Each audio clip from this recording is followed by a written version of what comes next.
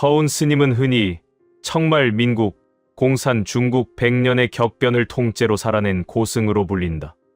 1840년 중국 후난성에서 태어나 19세에 출가한 그는 인도, 부탄, 스리랑카, 미얀마 등지를 20여 년 동안 순례하며 고대 불교, 비밀문서와 천문역법 기록에 통달한 인물로 전해진다. 서태후가 직접 찾아와 한여름에 눈을 내리게 해달라 청했고, 그는 서태후와 마지막 황제 푸이, 그리고 자신의 임종 날짜까지 정확히 예언했다고 전해지는 인물이다. 120세가 되던 1959년 10월 입적한 뒤 수십 년 동안 봉인돼 있던 그의 예언서가 2010년대 이후 동방용기서라는 이름으로 번역 소개되면서 중국, 한국, 러시아 한반도의 미래를 둘러싼 논쟁의 중심에 서게 되었다. 허운 예언의 특징은 단순한 재난 예고가 아니라 중국의 흥망, 북쪽 강대국의 세력 변화, 동방의 작은 나라의 통일과 번영을 하나의 흐름으로 엮어 놓았다는 점이다. 특히 2008년 스촨 대지진과 베이징 올림픽을 정확히 짚어냈다는 주장, 중국이 통일을 이룬 뒤 60년 동방의 작은 나라가 다시 하나가 되어 세계에서 가장 부유한 국가가 된다는 구절. 입적 후 60년이 지난 2025년 무렵부터 하늘과 땅이 동시에 흔들리는 대격변이 시작된다는 대목 때문에 2024년 비상계엄과 2025년 한반도 전국을 지나 2026년을 맞이한 지금 국내외 예언 연구자들 사이에서 그의 기록이 다시 한번 뜨거운 해석의 대상이 되고 있다.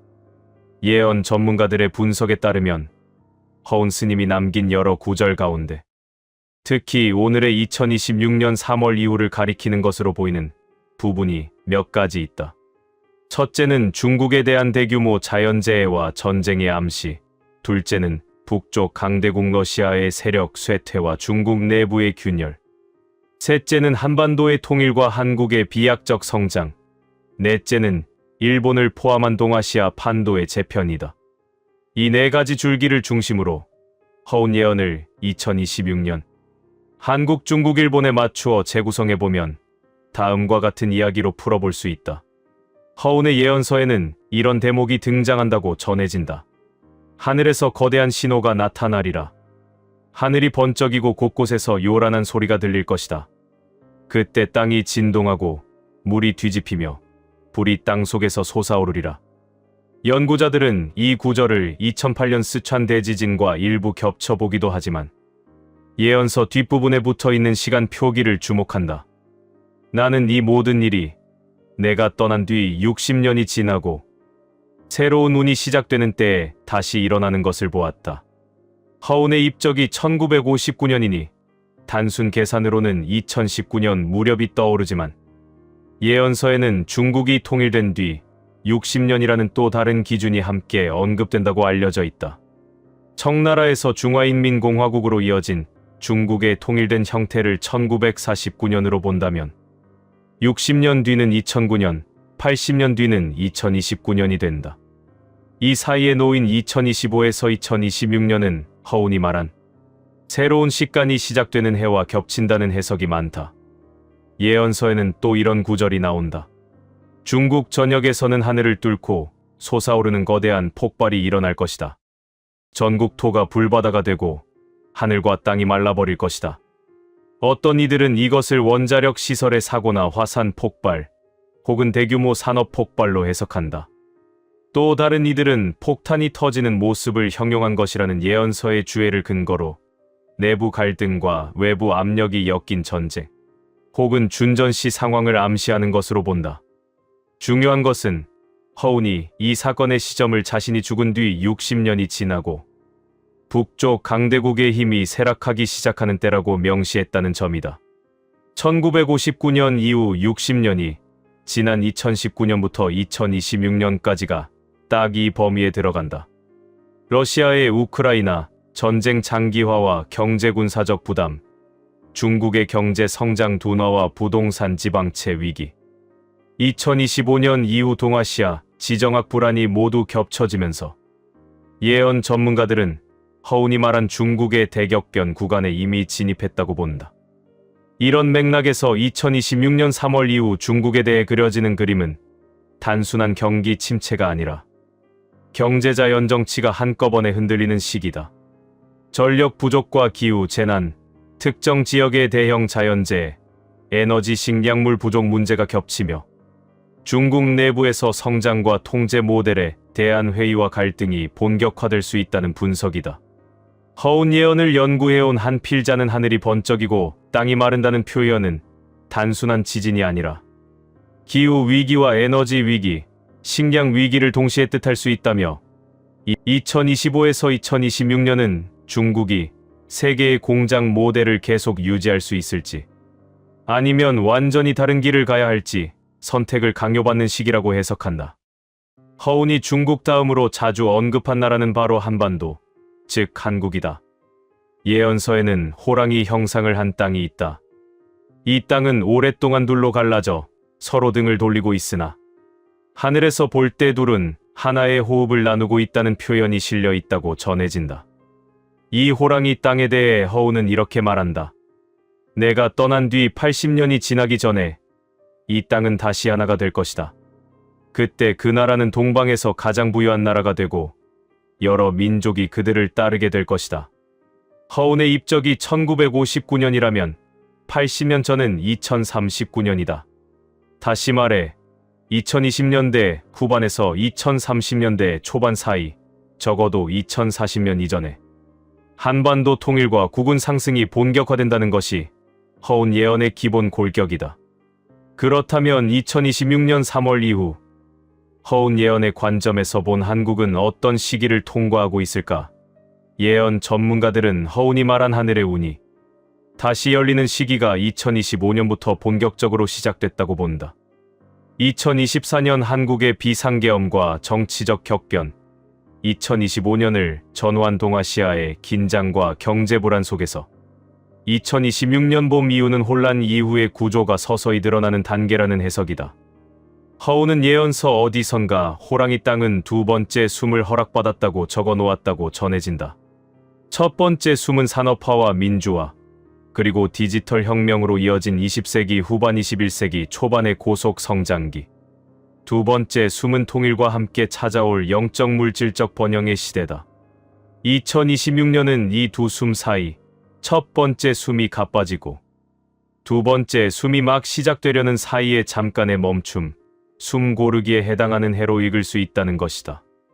경제적으로 보면 2026년 한국은 세계 경제 둔화와 미중 갈등, 자본 유출, 고금리 고물가 여파 속에서 내수와 수출 모두 부담을 안고 있다. 그러나 반도체, AI, 배터리, 방산, 콘텐츠 산업이 동시에 성장축을 형성하며 중장기적으로는 당장은 힘들지만 방향은 맞는 그림을 가지고 있다는 평가도 많다. 허운 예언을 인용하는 이들은 한국은 군사력이나 물질만으로 강대국이 되는 나라가 아니라 영성과 지혜, 국민의 내면의 힘으로 세상을 이끄는 나라가 될 것이라는 그의 문장을 자주 강조한다. 정치안보 면에서 2026년 3월 이후에 한국은 여전히 남북관계와 미중 사이에서의 줄타기, 일본과의 미묘한 관계 조정이라는 난제를 안고 있다. 허운은 북쪽 정권에 대해 직접적인 이름을 언급하지 않았지만 북쪽의 철과 불의 성이 무너지고 강을 따라 내려오던 피의 물결이 마른 뒤 호랑이의 등줄기가 다시 하나가 된다는 구절을 남긴 것으로 알려져 있다. 2025에서 2026년은 이 구절의 앞부분, 즉 철과 불의 성의 첫 균열이 가는 시기로 해석된다. 북한의 내부 권력 구조 변화, 핵미사일 문제를 둘러싼 압박과 협상, 중국 러시아의 힘이 상대적으로 약해지는 가운데 한반도 전체의 힘의 균형이 서서히 남쪽으로 기울기 시작하는 과정이다. 허운의 예언서에서 일본에 대한 부분은 상대적으로 짧지만 인상적이라고 전해진다. 해 뜨는 섬나라는 한때 칼을 높이 들고 운명을 헤집었으나 후일에는 칼을 들 힘도 잃게 되리라. 물은 많으나 그릇은 점점 작아진다. 이를 두고 많은 해석이 있지만 기본적으로 일본의 인구 감소와 경제정신적 쇠퇴, 그리고 동아시아 패권 구도에서의 후퇴를 암시하는 것으로 보는 견해가 우세하다. 2026년 일본은 이미 초고령화와 장기 디플레이션, 엔 약세와 엔 캐리 트레이드, 청산 리스크, 방위비 증액과 안보 재편 등 복합적인 압력을 받고 있다. 허운 예언의 시각으로 보면 2026년 이후 일본은 눈에 띄게 무너지지는 않지만 천천히 안쪽으로 꺼져 들어가는 별에 가깝다. 겉으로는 여전히 기술력과 브랜드를 유지하지만 안으로는 에너지와 희망이 점점 줄어드는 흐름이다. 반면 허우는 동방의 가장 작은 용이 깨어나 세상을 놀라게 하리라는 구절로 한국을 표현했다는 설이 있다. 예언 연구자들은 이 작은 용을 군사력과 경제력 면에서의 비약적 성장뿐 아니라 중동, 아프리카, 동유럽 등 분쟁 지역에서 중재자재건 파트너로 활약하는 한국의 미래 이미지와 연결한다.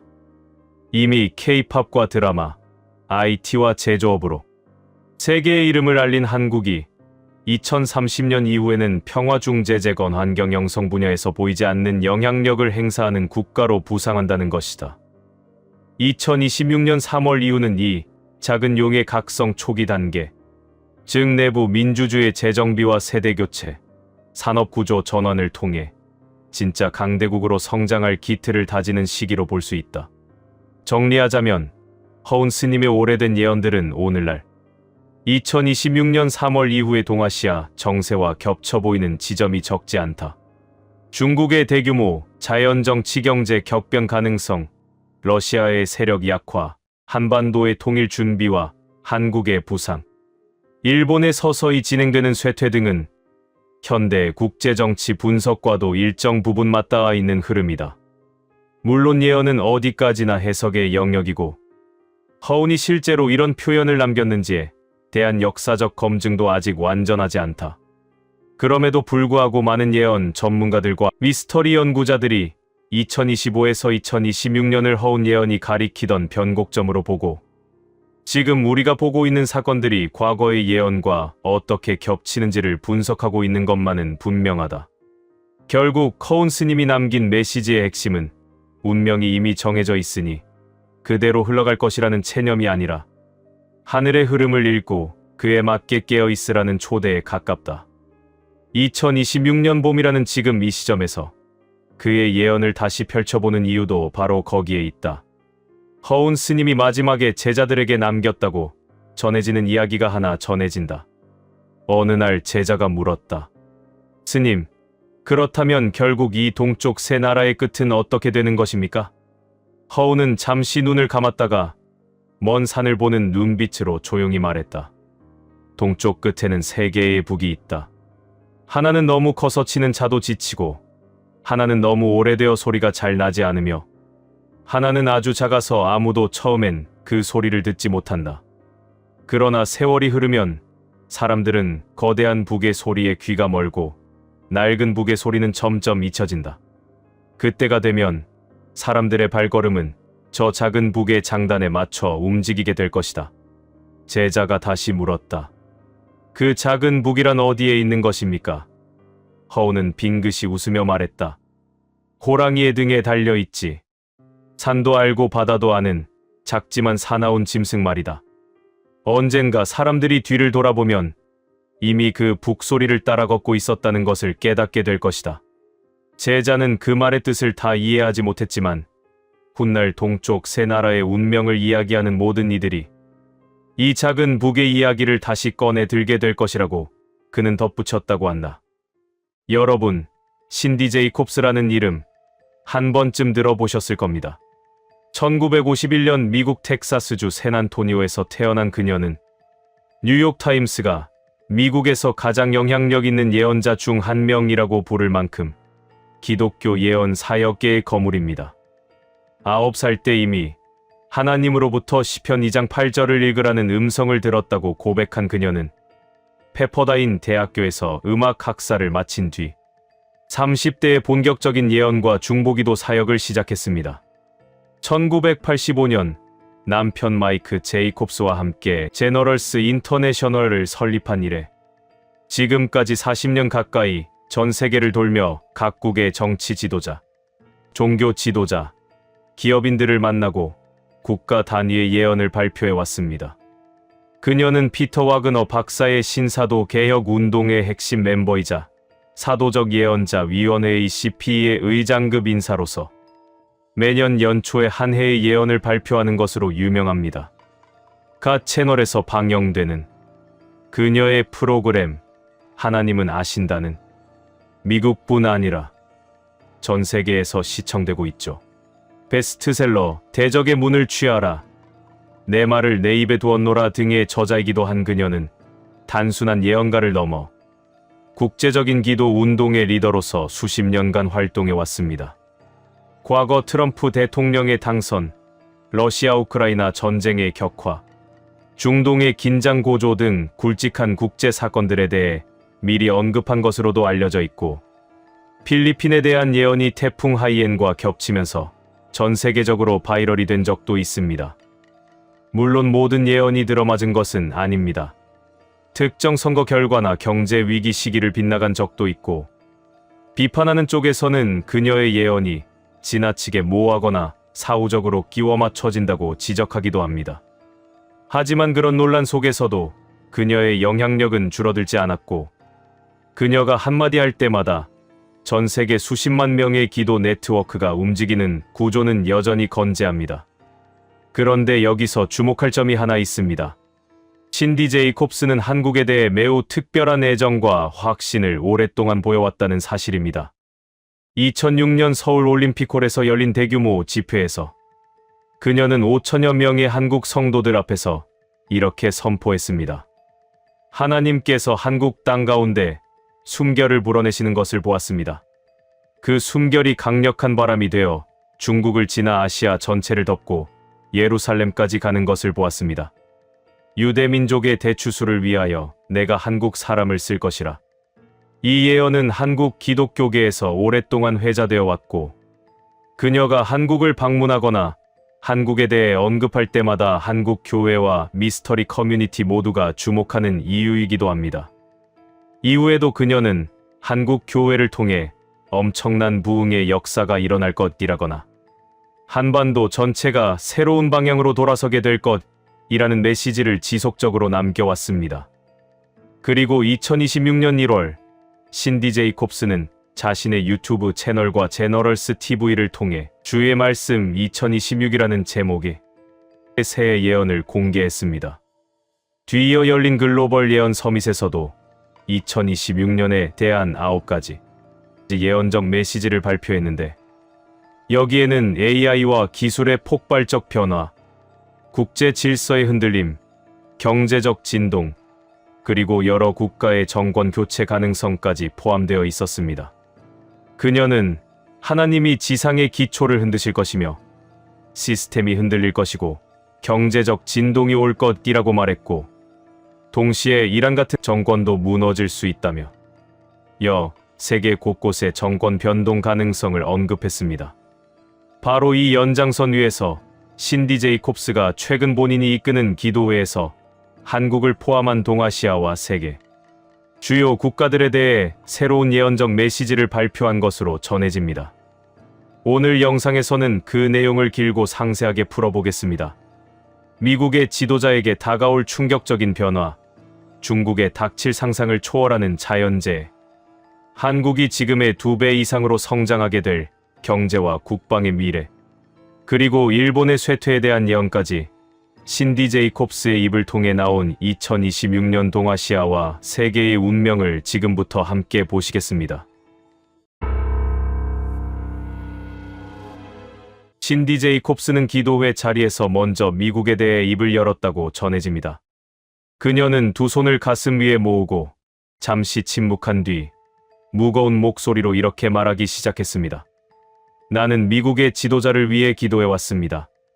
그러나 지금 주께서 제게 보여주시는 것은 이 지도자가 곧 자신의 자리에서 내려오게 될 것이라는 것입니다. 이것은 탄핵이나 선거가 아닙니다. 이것은 하늘의 결정입니다. 하나님께서 한 시대의 문을 닫으실 때 사람의 힘으로는 그 문을 열어둘 수 없습니다. 미국의 지도자는 자신이 원하는 시간이 아니라 하늘이 정한 시간에 그 자리를 떠나게 될 것입니다. 이 말을 듣고 기도회에 참석한 이들 사이에서 적잖은 동요가 있었다고 합니다. 누군가는 이것이 건강 문제를 암시하는 것인지, 정치적 파국을 뜻하는 것인지, 아니면 전혀 다른 형태의 퇴장인지 질문했지만 신디 제이콥스는 구체적인 설명 대신 이렇게만 덧붙였다고 합니다. 나는 시기와 방법을 알지 못합니다. 다만 하나님께서 보여주신 것은 독수리의 날개가 접히는 장면이었습니다. 독수리가 하늘에서 내려올 때 그 아래에 있는 모든 것들이 다시 재편됩니다. 미국이라는 나라의 방향 자체가 새로운 전환점에 들어서게 될 것입니다. 기도하지 않으면 이 과정에서 큰 혼란이 올 수 있습니다. 그녀는 미국 교회와 신자들에게 두려워하지 말되 깨어 기도하라고 당부했다고 합니다. 이어서 그녀의 시선은 태평양을 건너 중국으로 향했습니다. 신디 제이콥스는 중국에 대해 이야기할 때 표정이 눈에 띄게 달라졌다고 합니다. 목소리가 더 낮아지고 두 손이 미세하게 떨렸으며 마치 무언가 매우 거대하고 두려운 장면을 보고 있는 사람처럼 말을 이어갔다고 전해집니다. 중국에 대해 주께서 보여주시는 것은 조만간 이 나라에 인간이 상상하지 못할 수준의 자연재해가 닥칠 것이라는 것입니다. 이것은 단순한 홍수나 지진이 아닙니다. 여러 종류의 재해가 겹치고 연쇄적으로 이어지며 한 지역이 아니라 대륙 전체가 동시다발적으로 흔들리는 사건입니다. 그녀는 이 재해의 규모에 대해 인간의 역사에서 기록된 적 없는 수준이라는 표현을 썼다고 합니다. 대지가 갈라지고 물이 쏟아지며 하늘에서 내려오는 것과 땅에서 올라오는 것이 동시에 만나는 장면을 봅니다. 이것은 자연의 분노가 아니라 하늘의 경고입니다.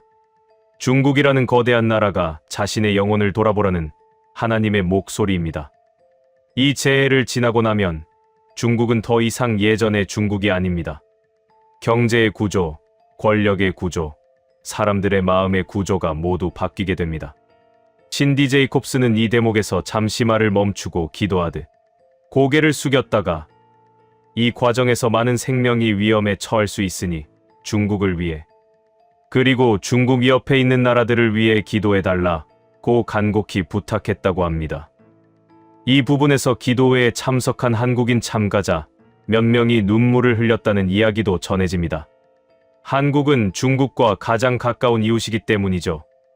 그런데 바로 그 한국에 대한 예언은 분위기가 완전히 달랐습니다. 신디 제이콥스는 중국 이야기를 마친 뒤 잠시 침묵했다가 갑자기 밝은 미소를 띠며 한국을 가리켰다고 합니다. 그녀는 이렇게 말을 시작했습니다. 한국, 코리아. 내가 이 나라에 대해 말할 때마다 주께서 제 안에 넣어주시는 감정은 언제나 경이로움입니다. 나는 수십 년 동안 한국을 지켜봐 왔습니다. 2006년에 서울에서 예언했을 때도, 2011년에 다시 방문했을 때도, 그리고 그 이후 매년 한국을 위해 기도할 때마다 하나님께서 이 나라에 대해 보여 주시는 비전은 항상 같은 방향이었습니다. 성장, 확장, 그리고 세계를 향한 영향력. 그리고 그녀는 목소리를 한 톤 높이며 선포하듯 말했다고 합니다. 지금 한국이 서 있는 자리는 시작에 불과합니다. 주께서 제게 보여주신 것은 한국의 경제와 국방, 기술과 문화가 현재 수준의 2배 이상으로 성장하는 장면입니다. 이것은 먼 미래의 이야기가 아닙니다. 지금 이 순간부터 시작되는 흐름입니다. 기도회에 참석한 이들이 술렁였다고 합니다. 2배라는 숫자는 상징적으로도 실질적으로도 결코 작지 않은 규모이기 때문입니다. 신디 제이콥스는 그 반응을 의식한 듯 더 구체적으로 풀어나갔다고 합니다. 한국의 경제를 봅니다. 지금까지 한국은 반도체, 자동차, 조선, K-팝과 K-드라마 같은 문화산업으로 세계에 이름을 알려왔습니다. 하지만 이것은 서막일 뿐입니다. 앞으로 한국은 인공지능, 바이오, 우주, 방위산업, 그리고 아직 이름조차 붙지 않은 새로운 산업 분야에서 세계를 놀라게 할 것입니다. 많은 나라들이 한국을 따라하려 할 것이고 한국에서 배우려는 사람들이 줄을 설 것입니다. 그녀는 국방에 대해서도 언급했습니다. 한국의 군사력과 방위 기술이 현재 수준에서 비약적으로 도약하는 것을 봅니다. 이것은 전쟁을 위한 것이 아닙니다. 하나님께서 한국을 동아시아의 방패로 세우시는 것입니다. 한국이 강해질수록 이 지역의 평화가 더 단단해집니다. 한국은 이제 더 이상 큰 나라들 사이에 끼인 작은 나라가 아닙니다. 한국 스스로가 강대국으로 서는 시대가 열리고 있습니다. 그녀는 이것은 진짜 강대국으로의 성장이며 지금은 그 시작 단계일 뿐이라는 말을 거듭 강조했다고 합니다. 마지막으로 신디 제이콥스의 시선은 일본으로 향했습니다. 이 대목에서 그녀의 표정은 다시 무거워졌다고 전해집니다. 그녀는 잠시 고개를 숙이고 기도하듯 중얼거리다가 천천히 입을 열었다고 합니다. 일본에 대해 말하는 것은 내 마음이 무겁습니다.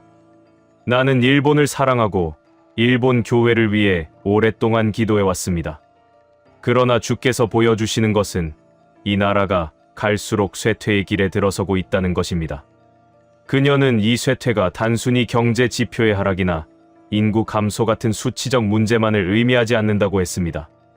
일본의 쇠퇴는 영혼의 쇠퇴입니다. 기술적으로는 여전히 뛰어나고 질서와 효율 면에서는 세계 최고이지만 이 나라의 영적 토양은 갈수록 메말라가고 있습니다. 젊은 세대는 희망을 잃어가고 있고 태어나는 아이는 줄어들고 사회 전체가 조용히 안쪽으로 수축하고 있습니다. 하나님은 이 나라를 포기하신 것이 아닙니다. 하지만 이 나라가 스스로의 영혼을 돌아보지 않으면 쇠퇴의 속도는 가속될 것입니다. 한때 아시아의 맹주였던 이 나라가 이웃나라인 한국에게 경제와 기술, 문화와 국방의 모든 영역에서 추월당하는 날이 생각보다 빨리 올 것입니다. 신디 제이콥스는 이 말을 하면서도 끝까지 일본을 위해 기도해달라는 말을 잊지 않았다고 합니다. 쇠퇴는 운명이 아닙니다. 기도하면 바뀔 수 있습니다. 하지만 기도하지 않으면 보이는 것 그대로 현실이 됩니다. 기도회가 끝난 뒤에도 한참 동안 자리에서 일어나지 못한 사람들이 많았다고 합니다. 미국의 지도자가 자리에서 내려오고 중국의 상상을 초월하는 자연재해가 닥치며 한국은 지금의 2배 이상으로 성장하고 일본은 갈수록 쇠퇴한다는 예언은 동아시아와 세계의 판도가 근본적으로 바뀌는 그림이었기 때문입니다. 신디 제이콥스는 마지막으로 이렇게 말했다고 전해집니다. 하나님은 열방을 흔드십니다. 그 흔들림 속에서 무너질 것은 무너지고 세워질 것은 세워집니다. 두려워하지 마십시오. 다만 깨어 기도하십시오. 그리고 한국에 사는 여러분, 여러분의 시대가 오고 있습니다. 그 시대를 맞이할 준비를 하십시오. 기도회가 거의 끝나갈 무렵이었습니다. 수시간 동안 이어진 찬양과 중보기도, 그리고 국가들에 대한 예언이 마무리되던 시점에 사회를 보던 진행자가 마지막 질문을 받겠다며 손을 든 사람 한 명에게 마이크를 넘겼습니다. 중년의 한국인 통역자가 조심스럽게 입을 열었습니다. 신디, 오늘 미국과 중국 여러 나라에 대한 말씀을 들었습니다. 그렇다면 많은 한국인들이 가장 궁금해하는 질문을 드려도 될까요? 북한과 한국, 이 한반도의 미래는 어떻게 될까요? 순간 신디 제이콥스는 눈을 감은 채 한동안 아무 말도 하지 않았다고 전해집니다. 통역도 숨을 죽이고 기다리는 사이 그녀는 두 손을 가슴 위로 올려 살짝 포개고 마치 안쪽 깊은 곳에서 무언가를 다시 확인하는 사람처럼 잠시 고개를 숙였습니다. 그리고 아주 천천히 입을 열었습니다. 나는 이 질문을 오랫동안 수십 년 동안 주님께 여쭈어 왔습니다. 주님, 한국과 북한은 언제 하나가 되겠습니까? 이 분단의 상처는 언제 끝나겠습니까? 라고요. 그녀의 목소리는 조금 떨리고 있었지만 단어 하나하나는 또렷했다고 합니다. 오늘 이 자리에서 주께서 저에게 다시 한번 분명하게 말씀하십니다. 한국과 북한은 미국의 지도자가 그 자리에서 내려온 뒤에야 비로소 통일의 문턱을 밟게 될 것이다. 통역이 이 말을 한국어로 옮기는 순간 회중 사이에 정막이 내려앉았습니다. 일부는 숨을 들이켰고 일부는 서로의 얼굴을 바라보았다고 합니다. 신디는 이어서 비유를 사용해 설명했습니다. 한반도의 운명은 결코 한반도만의 문제가 아니었습니다. 이 땅 위에는 항상 거대한 독수리와 용, 그리고 여러 나라들의 손이 얽혀 있었습니다. 미국이라는 독수리가 하늘 높은 곳에서 날개를 크게 펼치고 있는 동안 한반도의 문은 완전히 열리지 않았습니다. 그 독수리가 나빠서가 아니라 하나님께서 정하신 순서 때문입니다. 먼저 미국의 리더십, 미국의 방향성이 크게 한번 꺾이고 한 시대가 끝나야 합니다. 그 지도자가 스스로 내려오든 건강 때문에 내려오든 정치적 격변 속에서 물러나든 하나님이 정하신 시점에 독수리는 날개를 접고 내려오게 될 것입니다. 그녀는 미국의 지도자 교체와 한반도의 변화를 분리해서 볼 수 없다고 강조했습니다. 많은 이들이 언제 통일이 올까요? 한국과 북한만 잘하면 되지 않나요? 라고 묻습니다. 하지만 주께서 보여주신 것은 미국의 지도자가 자리를 떠나는 사건과 한반도의 변화가 하나의 연속된 그림 속에 있다는 것입니다. 독수리가 내려온 뒤 그동안 그림자 속에 가려져 있던 한반도의 문이 드러나게 됩니다. 그때 비로소 한국과 북한은 통일이라는 문턱을 발로 느끼게 될 것입니다. 여기서 그녀는 문턱이라는 표현을 특히 강조했습니다. 나는 그 자리에서 내려온 뒤에 곧바로 완전한 통일이 온다고 말하지 않습니다. 주께서는 문턱을 밟는다고 말씀하셨습니다. 문턱을 밟는다는 것은 아직 문 안으로 완전히 들어간 상태는 아니지만 더 이상 예전처럼 문 밖에 서 있지도 않은 상태입니다. 발목이 이미 문 안과 문 밖을 동시에 딛고 있는 상태입니다. 그때부터 한국과 북한은 뒤로 돌아갈 수 없습니다. 후퇴할 수 없는 지점까지 오게 되는 것입니다. 통역이 이 부분을 전하자 질문을 던졌던 인터뷰어가 다시 조심스럽게 물었습니다. 그렇다면 그때 한국과 북한은 전쟁의 위험을 지나게 됩니까? 아니면 평화적으로 가까워지게 됩니까? 신디 제이콥스는 잠깐 고개를 들어 회중을 둘러본 뒤 이렇게 답했다고 합니다. 나는 이 과정이 쉽다고 말하지 않습니다. 미국의 지도자가 내려오고 중국이 큰 자연재해와 흔들림을 겪고 일본이 쇠퇴의 길로 들어서는 그 복잡한 시기에 한반도도 강하게 흔들릴 것입니다. 그러나 내가 오늘 이 자리에서 들은 것은 다시 1950년과 같은 전쟁의 시즌으로 돌아가지는 않을 것이라는 약속입니다. 하나님께서 한국 땅을 위해 흘려진 피와 눈물을 기억하시고 이 민족을 향한 계획을 이미 세우셨기 때문입니다. 그러면서 그녀는 2006년 서울 집회에서 받았던 환상을 다시 떠올렸다고 합니다. 나는 그때 한국 땅 위에 불길처럼 번지는 성령의 바람을 보았습니다. 그 불길이 휴전선을 넘어 북한으로, 만주로, 중국으로, 러시아로, 그리고 예루살렘까지 이어지는 것을 보았습니다. 지금 주께서 다시 말씀하십니다. 그날이 오고 있다. 그러나 그날은 미국의 시대가 한번 꺾인 뒤에야 올 것이다. 그러므로 여러분, 뉴스에만 시선을 빼앗기지 말고 역사 속에서 일하시는 하나님의 손을 보십시오. 미국의 지도자가 내려가는 그날, 한반도의 역사는 동시에 새로운 문 앞에 서게 될 것입니다. 신디 제이콥스는 마지막으로 이렇게 덧붙였다고 전해집니다. 한국과 북한의 통일은 인간의 정치 계산으로만 설명될 수 있는 사건이 아닙니다. 그것은 열방의 손을 엮어 오셨던 하나님께서 마지막에 한 번 더 큰 그림을 드러내시는 장면입니다. 독수리가 내려오고 용의 숨이 약해질 때 그 사이에서 그동안 짓눌려 있던 이 작은 반도가 일어나게 될 것입니다. 나는 오늘 한국과 북한이 그 문턱을 향해 한 걸음씩 다가가고 있다는 것을 선포합니다. 여러분의 기도가 그 발걸음을 앞당길 것입니다. 미파였습니다. 여러분, 이 이름을 기억하실 겁니다. 아비냐 아난드, 인도의 소년 예언가, 2006년생. 올해 만 20살이 된 이 청년은 이제 더 이상 소년이라고 부르기 어려운 나이가 되었지만 전 세계 사람들은 여전히 그를 인도의 천재 소년 예언가라고 부릅니다. 처음 그가 세상에 이름을 알린 건 2019년 8월이었습니다.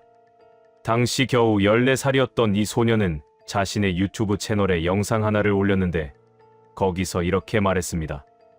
2019년 11월 이후 전 세계는 큰 재난을 겪을 것이며 2020년 3월에서 4월 사이에 그 피해가 절정에 달할 것이다. 그리고 몇 달 뒤 중국 우한에서 시작된 코로나19 바이러스가 전 세계를 뒤덮었습니다. 대유행의 시작 시기까지 거의 정확하게 맞춘 셈이었죠. 그때부터 아비냐 아난드라는 이름은 아시아를 넘어 전 세계로 퍼져나갔습니다. 그 뒤에도 그의 예언은 계속됐습니다. 2020년 12월, 목성과 토성이 정렬하는 시기에 맞춰 더 강력한 변이 바이러스가 출현할 것이라고 했고, 실제로 델타 변이가 세상을 강타했습니다. 비트코인이 역사적 고점인 69,000달러를 찍은 뒤 폭락할 것이라는 경고도 남겼었고, 현실이 됐습니다. 2022년에는 동유럽에서 전쟁의 그림자가 드리울 것이라고 말했는데, 러시아가 우크라이나를 침공하면서 이 역시 적중한 것으로 받아들여졌습니다. 화롄 대지진, 미얀마 대지진까지 그의 예언 목록에 올라 있으며, 일부에서는 그의 상위 10개 예언 적중률이 98%에 달한다는 평가도 나왔습니다. 물론 틀린 예언도 있습니다.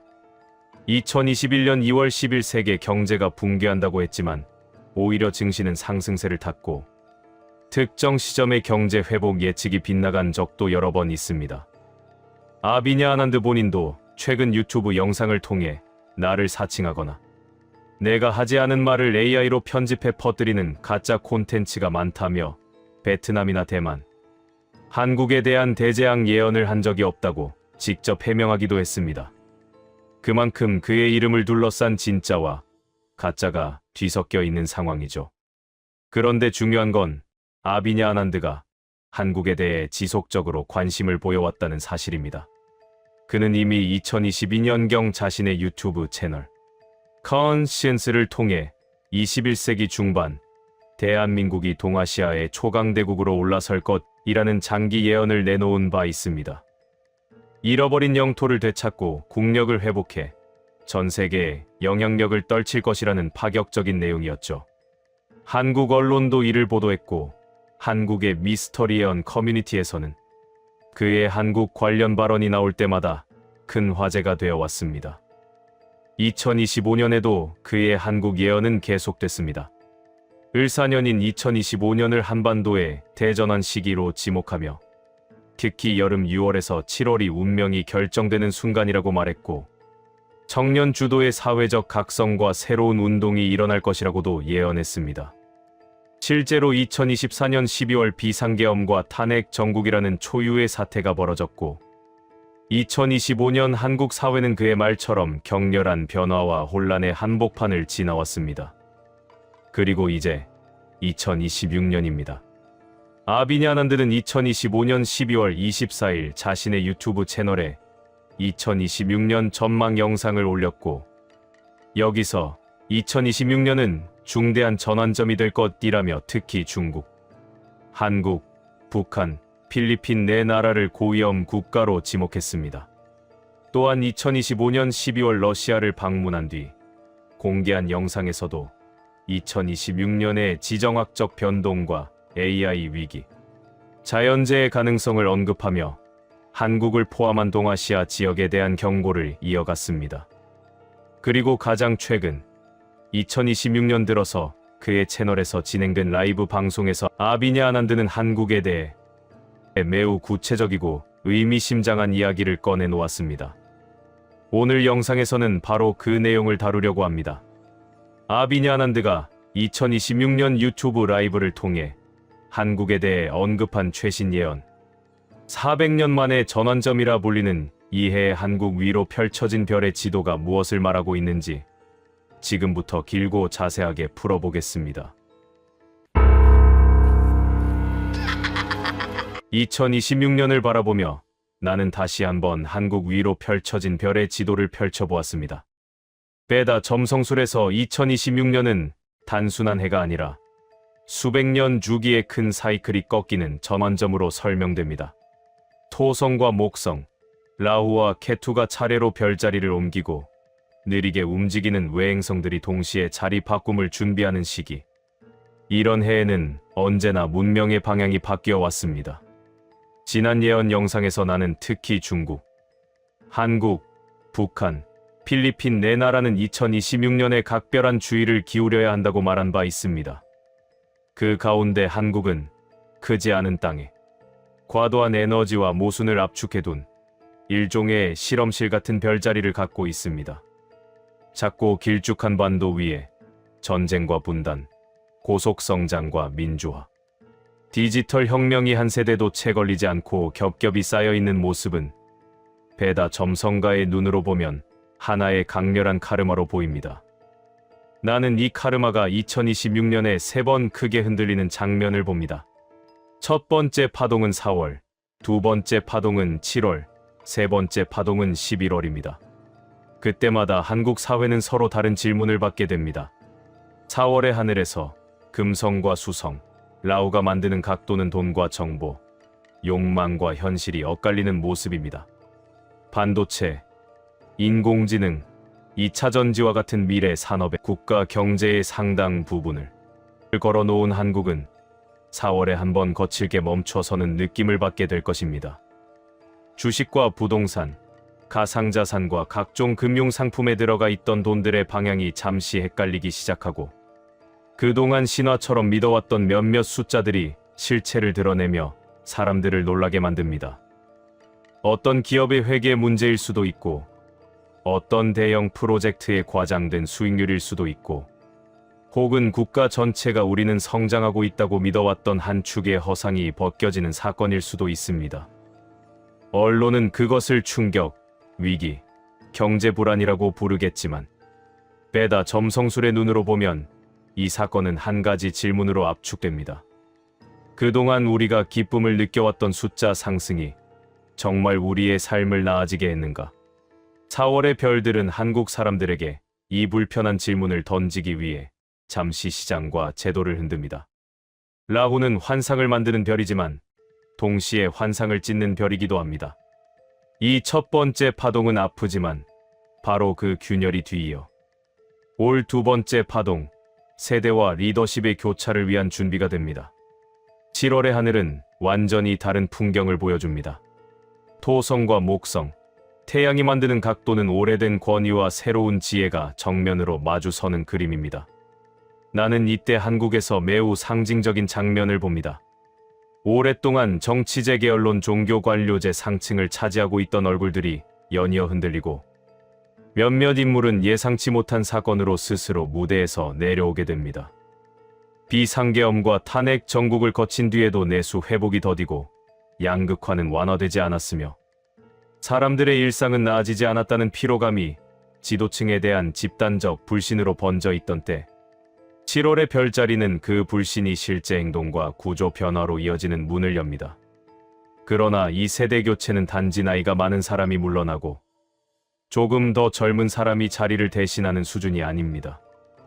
나는 20대 후반과 30대 초반의 얼굴들이 전혀 다른 공간에서 힘을 모으는 장면을 봅니다. 이들은 기존 정당의 계파 정치 속에서 자라지 않았고 대기업 승진 트랙에서도 길러지지 않았으며 공중파 뉴스의 중심에 서본 적도 없습니다. 대신 이들은 유튜브와 팟캐스트, 독립언론과 시민단체, 오픈소스 커뮤니티와 디스코드 서버, 작고 흩어진 로컬 모임 속에서 서로의 이름을 알게 된 사람들입니다. 젠더와 세대, 이념과 지역으로 갈라진 댓글 싸움 속에서조차 이들은 끝까지 정책을 숫자로 보여주자, 데이터로 감시하자, 사람들의 실제 삶을 기준으로 이야기하자고 주장해 온 소수였습니다. 7월의 하늘 아래 이 흩어져 있던 점들이 갑자기 하나의 선으로 연결됩니다. 기존 권력의 붕괴를 비웃기만 하던 냉소와 해외 이민만을 꿈꾸던 체념 사이에서 여기 남아서 작은 단위부터 바꿔 보자고 말하던 사람들이 서로를 찾아내는 시기입니다. 사람들은 어느 날 문득 깨닫습니다. 우리는 이제 더 이상 한 사람의 카리스마에 우리 운명을 맡기고 싶지 않다.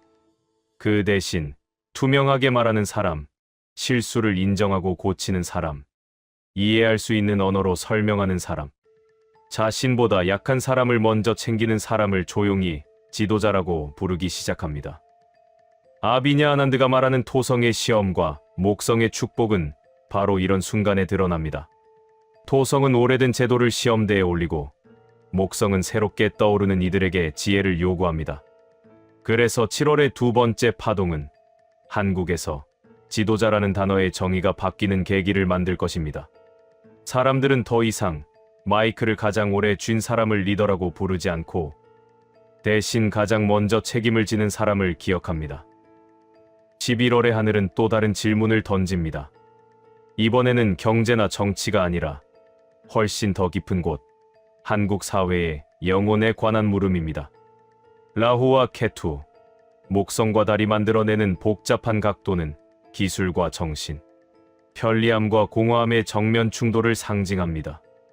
이미 한국은 인공지능과 반도체, 데이터 센터와 디지털 헬스케어 영역에서 세계 선두를 추구하는 나라가 되어 있습니다. 정부와 기업은 AI 투자를 통해 생산성을 끌어올리고 수출과 성장률을 함께 끌어올리는 전략을 세우고 있습니다. 그러나 11월의 별자리는 이 눈부신 성과 뒤에 남게 될 거대한 공허를 비춥니다. 낮에는 AI 비서와 함께 일하고 AI 교사와 함께 공부하고 AI 상담사에게 고민을 털어놓는 사람들이 밤이 되면 갑자기 이렇게 묻게 됩니다. 오늘 나는 사람과 얼마나 대화했지? 이미 외로움과 고립감, 정신건강 문제가 심각한 사회에서 11월은 그 그림자가 가장 짙어지는 달이 됩니다. 나는 이 시기에 이상한 꿈들이 한국 곳곳을 떠도는 것을 봅니다. 교실에는 아이들과 AI만 있고 선생님은 화면 속에서만 존재하는 꿈. 회사는 완전히 메타버스 안으로 들어가 동료의 실제 얼굴을 잊어버리는 꿈.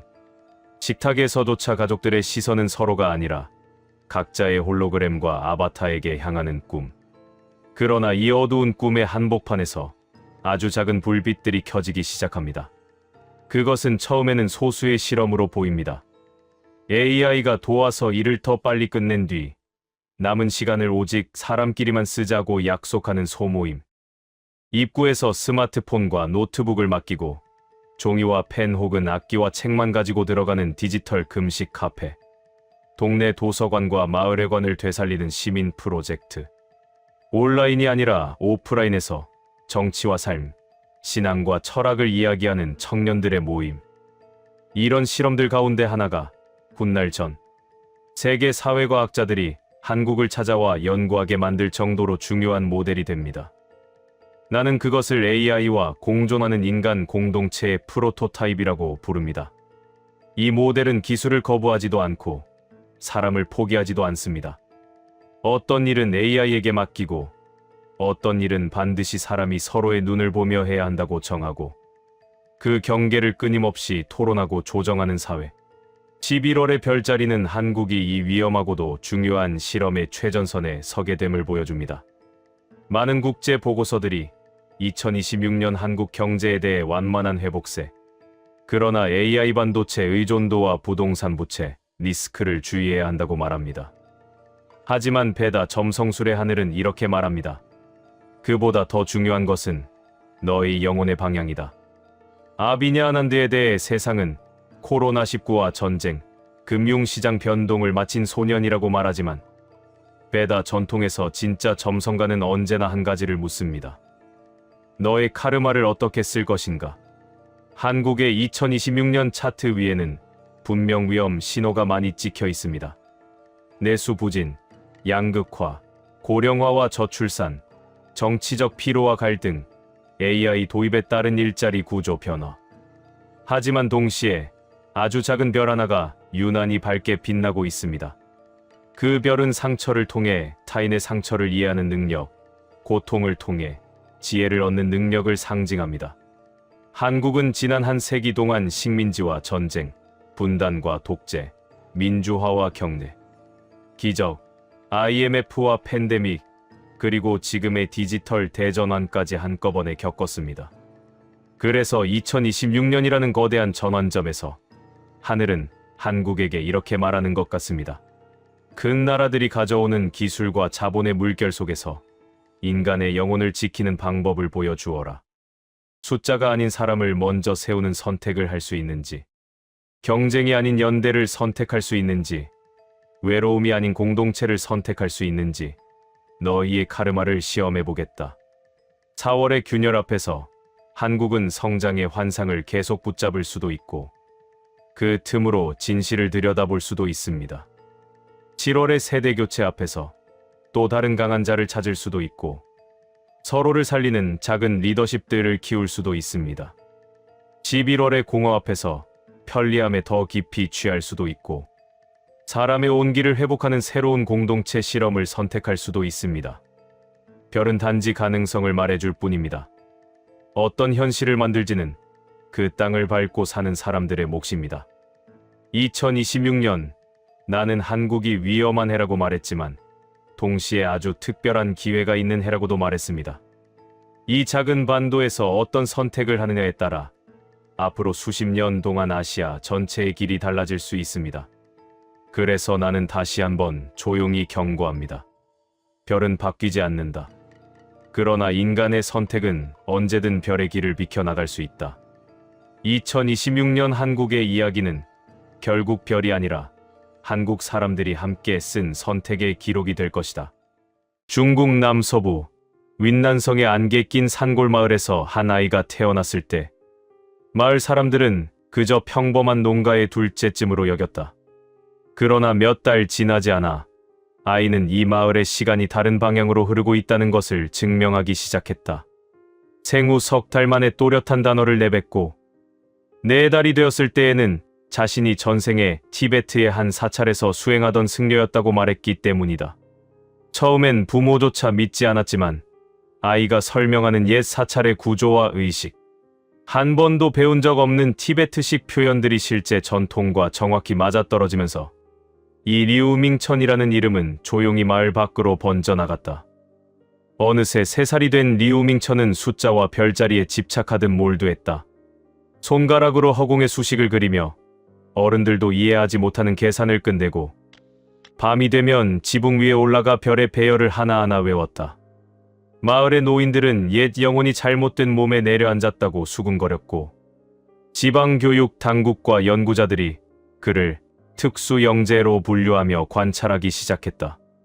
5살 무렵 그는 국가 영재센터로 옮겨져 뇌파 검사와 인지 테스트를 받았지만 의사들은 명확한 결론을 내리지 못했다. 단지 이해할 수 없는 회복 반응과 비정상적으로 높은 직관적 사고 패턴이라는 소견만이 기록에 남았다. 리우밍천의 이름이 동아시아 전역에 본격적으로 알려진 것은 그가 12살 무렵 처음으로 중국 밖으로 나왔을 때였다. 문화교류 프로그램의 일환으로 서울을 방문한 그는 경복궁 앞에서 사람들 사이에 서 있다가 갑자기 얼굴이 창백해지더니 마치 다른 시간에 붙들린 사람처럼 굳어섰다. 그 순간 아직 서툰 발음의 한국어로 이렇게 중얼거렸다고 전해진다. 왕의 기운이 돌아온다. 5산이 다시 모인다. 주변에 있던 이들은 소름이 돋았다고 말한다. 그날 이후로 그의 이름은 한국 예언 미스터리 커뮤니티 사이에서 중국 천재 예언 신동 리우밍천이라는 별명과 함께 빠르게 퍼져나갔다. 이후 베이징의 한 예언 포럼에서 리우밍천은 러시아 우크라이나 전쟁의 장기와 튀르키의 대지진, 중국 양쯔강 유역의 대홍수 같은 사건들을 미리 언급한 인물로 소개되며 단순한 영재가 아닌 예언가로 불리기 시작했다. 그는 자신이 보는 것에 대해 우주의 정보장과 공명할 뿐이라고 설명하며 매일 새벽 3시 3분의 칼라차크라 명상을 통해 떠오르는 장면들을 기록한다고 말했다.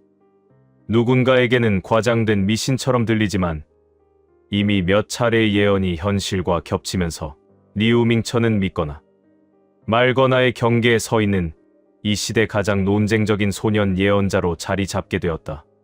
지금부터 소개할 이야기들은 리우밍천 예언 재단이 운영하는 사이트에서 공개한 내용이다. 처음, 나는 불이 모두 꺼진 나라를 보았다. 그의 목소리는 사당의 천장에 닿았다가 빗물 자국이 남은 기와 사이로 스며들듯 낮게 퍼져나갔다. 그 나라는 원래 밤이 더 밝은 곳이다. 고층 빌딩마다 유리창이 빛났고 공장은 밤낮 없이 돌아갔고 고속철과 도로 위를 달리는 차들의 불빛이 하나의 강처럼 이어지던 곳. 사람들은 그곳을 세계의 공장이라 불렀다. 전선과 변전소, 거대한 화력발전소와 원자력발전소들이 어둠을 밀어내고 도시를 채워왔다. 그런데 어느 날 그 불들이 하나, 둘씩 꺼져가기 시작한다. 처음에는 익숙한 일이었다. 이미 한 번, 이 나라는 어두움을 맛본 적이 있다. 몇 해 전, 석탄이 부족하고 전력망이 뒤엉켜 큰 공장들이 멈추고 도시 일부가 흑백 사진처럼 변했던 적이 있었다.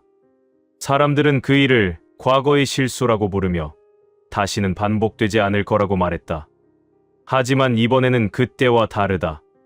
이번에는 불이 꺼지는 속도가 너무 빠르다.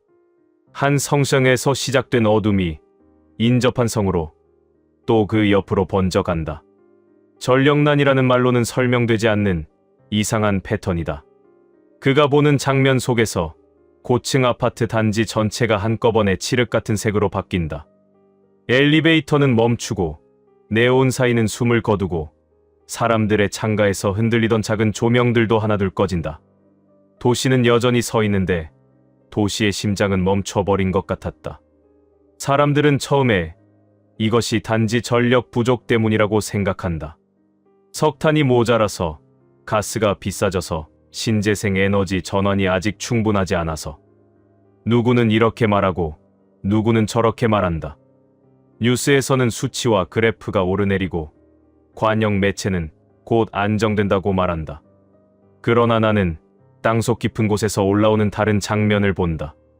발전소의 굴뚝이 멈춰 서 있는 것이 아니라 그 굴뚝으로 연결된 보이지 않는 관들이 어딘가에서 끊어져 버리는 모습이다.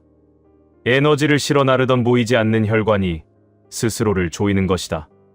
리우밍천은 손가락으로 허공에 복잡한 선을 그려나갔다. 전력망, 송전선, 데이터 센터, 인공지능 서버, 전기차 충전소, 그리고 사람들의 일상까지 모든 것이 전기라는 피를 나누어 가진 하나의 거대한 생명체처럼 그려졌다. 2025년이 인공지능이 전기를 먹어치우는 해였다면 2026년은 그 식탐이 낡은 전력망과 충돌하는 해가 된다. 사람들은 더 많은 데이터를 만들고 더 큰 모델을 돌리고 더 많은 전기차를 도로 위에 올려보낸다. 그러나 땅속을 흐르는 선은 더는 그 속도를 따라가지 못한다. 이 나라는 세계에서 가장 많은 전기를 생산하면서도 동시에 가장 먼저 전기에 굶주리게 되는 나라가 된다.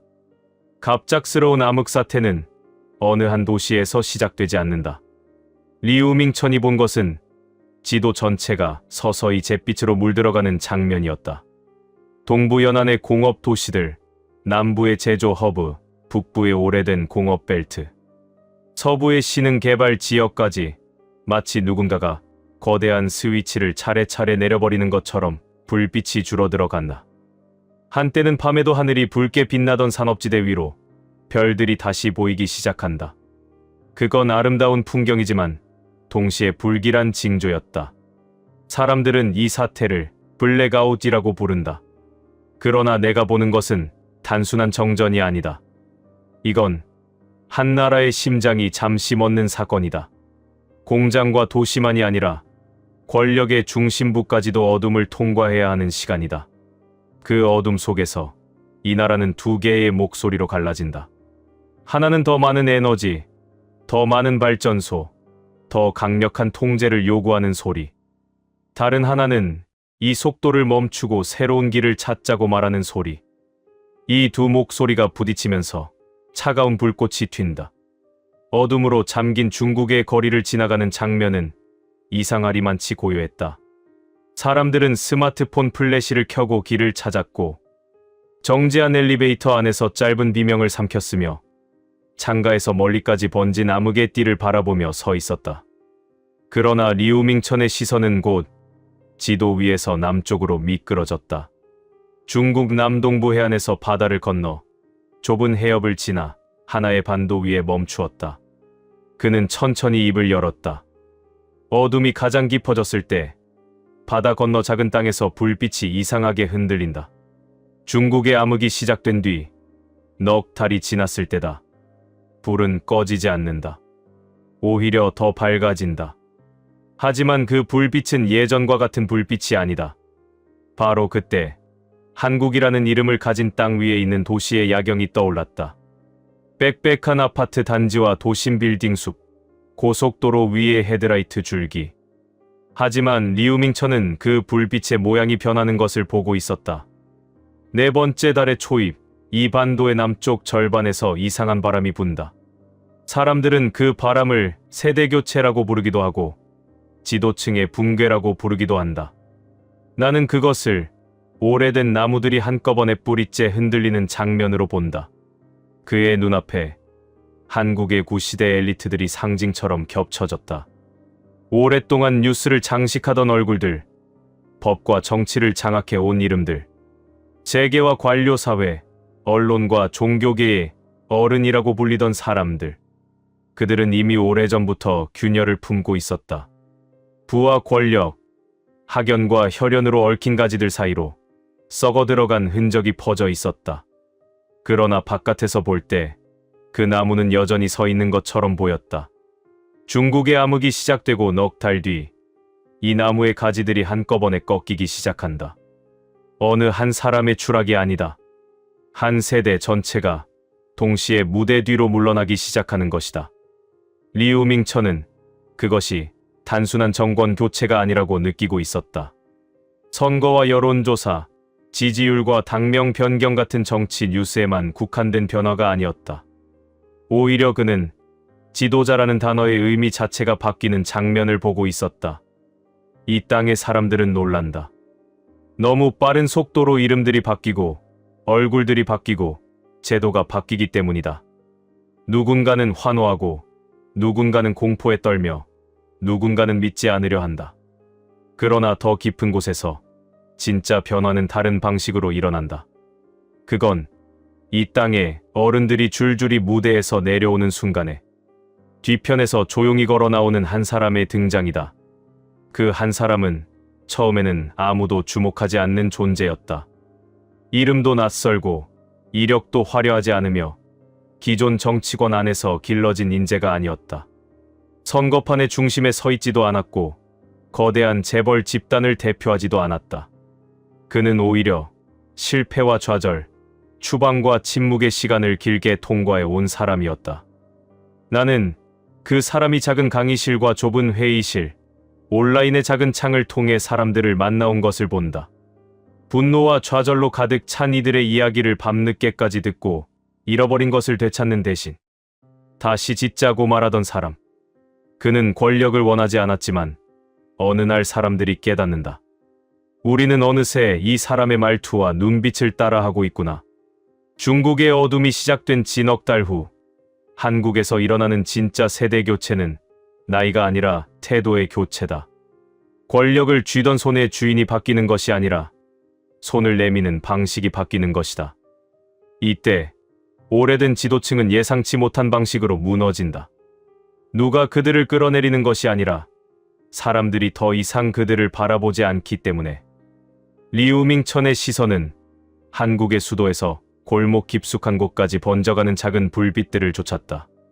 화려한 기자회견장과 대형 집회가 아니라 작은 모임과 지역, 커뮤니티, 무명의 청년들과 평범한 시민들의 얼굴에서 그는 새로운 시대의 리더십이 태어나는 모습을 보았다.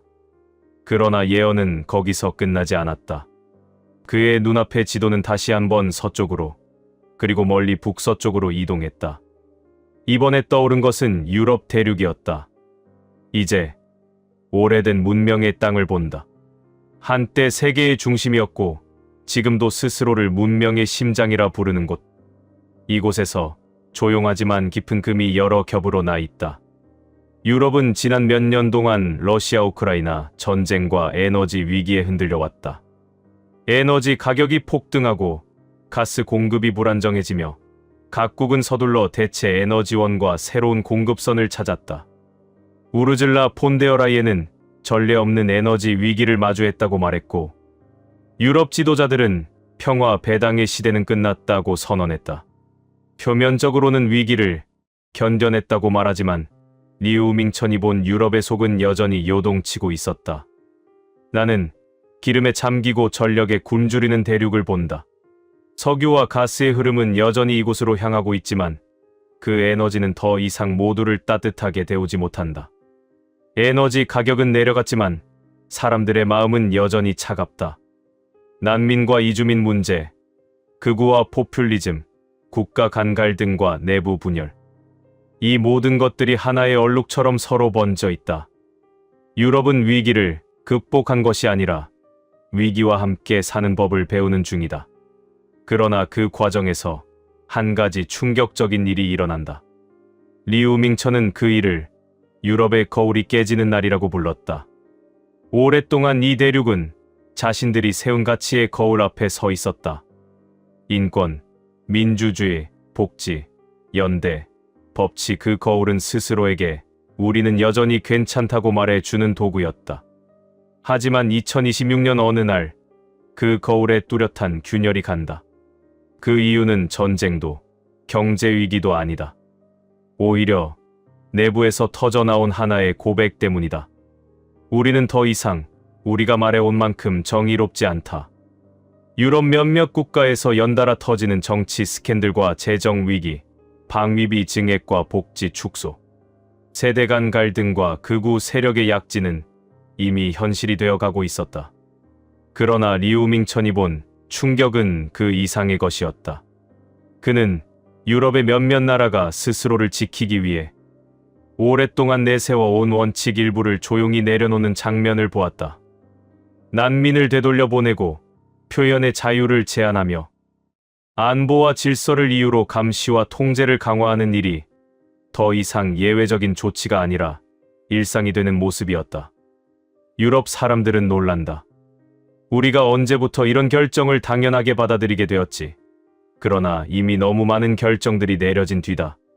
충격적인 사실은 이 변화가 전쟁이나 쿠데타, 대규모 폭동 때문이 아니라 피로감 때문에 일어났다는 점이다.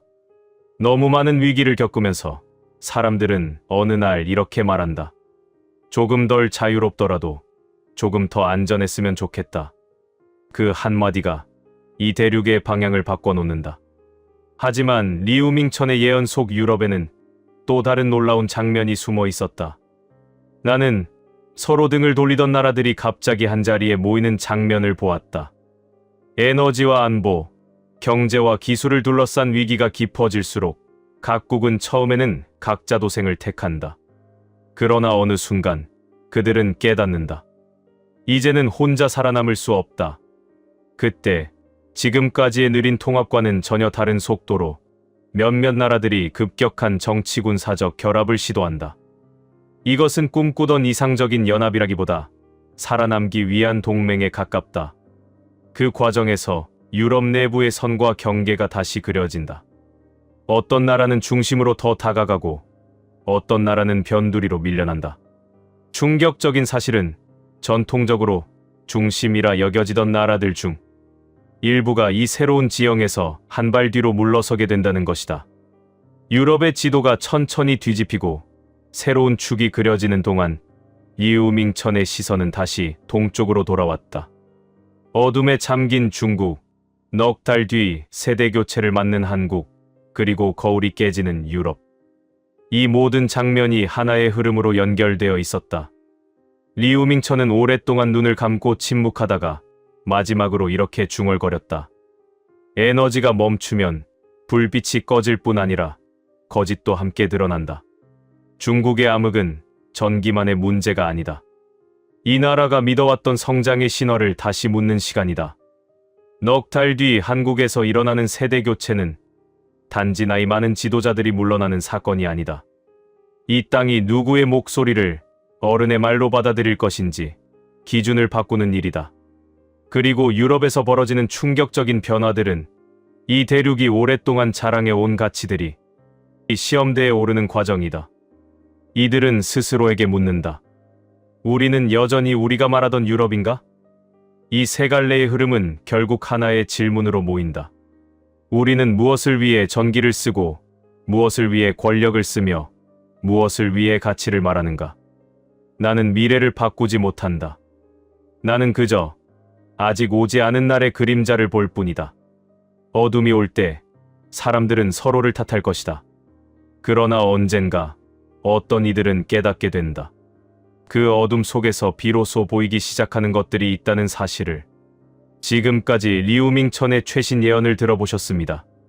과연 한국과 중국, 해외 여러 나라들의 미래는 어떻게 될 것일까요? 미파였습니다.